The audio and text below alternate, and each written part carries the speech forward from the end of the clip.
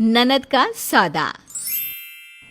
प्रिया की जिंदगी का सौदा उसकी भाभी शीना ने कर दिया था और प्रिया कुछ नहीं कर पा रही थी।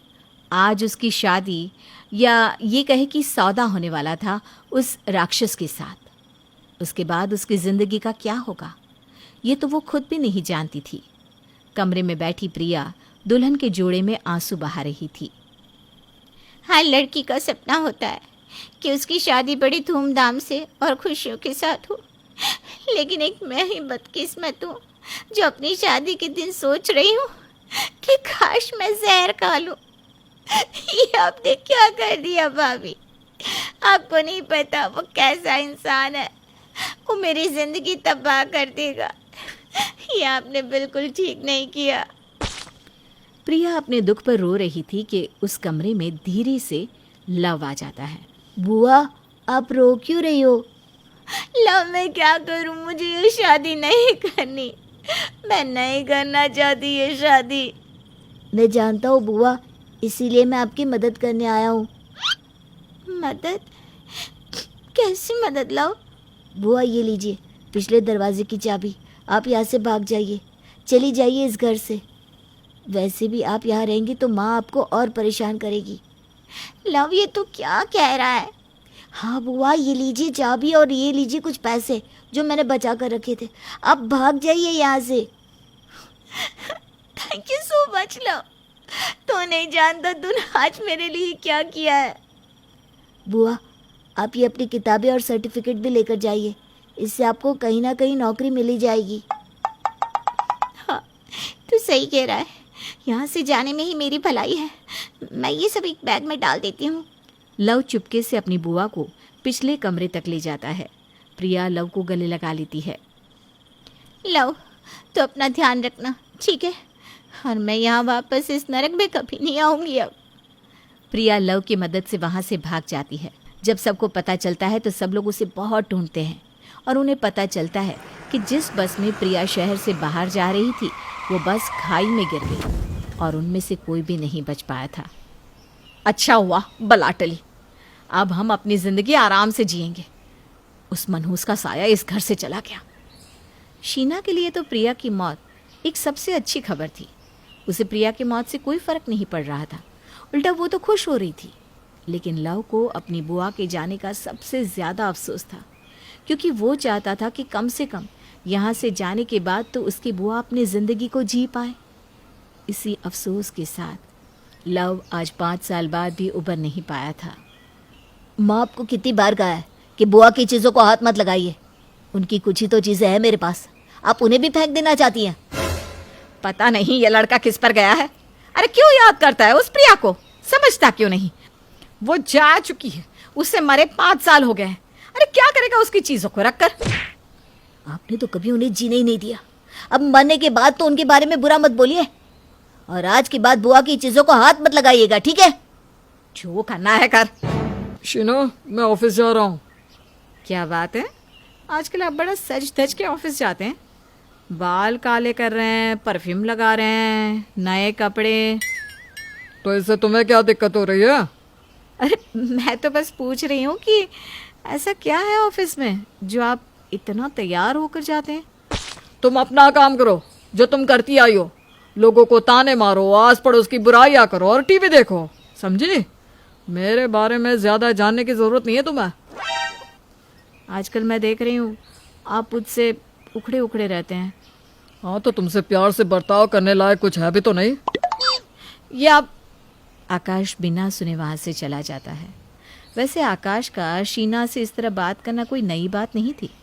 पिछले कुछ समय से वो इसी तरह से शीना से बात करता था और जब शीना उससे कुछ पूछती तो वो उसका उल्टा ही जवाब देता था। रात के 11 बज रहे हैं, इतनी देर कहाँ हो गई आपको? आपका ऑफिस तो 8 बजे ही खत्म हो जाता है। हो गई शुरू महारानी, कितनी बार कहा है कि यह टोक टोक की आदत मुझे पसंद नहीं है।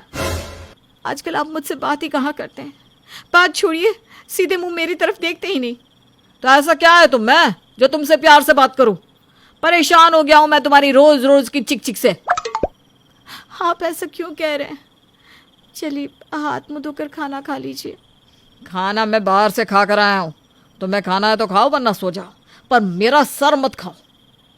आकाश का बर्ताव दिन प्रतिदिन शीना के साथ और भी बुरा होता जा रहा था।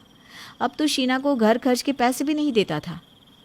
इस बार भी आपने मुझे पैसे नहीं दिए, मैं घर खर्च कैसे चलाऊं? मैं कुछ नहीं जानता, जितने दिए हैं उसमें काम चलाओ। खुद तो कुछ कमाती नहीं और मुफ्त की रोटियां तोड़ती रहती है। शीना आकाश के बर्ताव से बहुत दुखी हो गई थी। ये देखकर लव उसके पास आता है। माँ, आपको याद है आप इसी तरह बुआ को ताने मारती थी, पैसे नहीं देती थी। ये सब आपके बुरे कर्मों का फल है। पता नहीं इन्हें आजकल क्या हो गया है, मेरे साथ ऐसा क्यों कर रहे हैं। शीना की हालत अब घर में रह रहे कुत्ते जैसी हो गई थी। आकाश ने उससे बात करना और पैसे देना तो छोड़ ही दिया था, लेकिन आज वो अपने ऑफिस की दोस्त नताशा को साथ ले आया। ये कौन है आकाश? ये नताशा है। हम एक दूसरे से प्यार करते हैं और यही बताने मैं इसे यहाँ ले आया हूँ। ये आप क्या कह रहे हैं? हाँ, आप मेरे साथ ऐसा कैसे कर सकते हैं? ज्यादा ड्रामा मत करो, समझी? मैं और नताशा आज से साथ रहेंगे, इसलिए तुम इस घर से चली जाओ। मैं कहाँ जाऊंगी आकाश? आप मेरे साथ ये सब नहीं कर सकते। प्लीज प्लीज मत करिए ऐसा।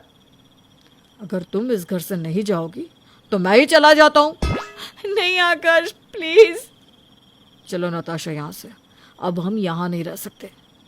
आकाश नताशा को लेकर उस घर से चला जाता है और शीना के पास आंसू बहाने के अलावा और कोई रास्ता नहीं बचता।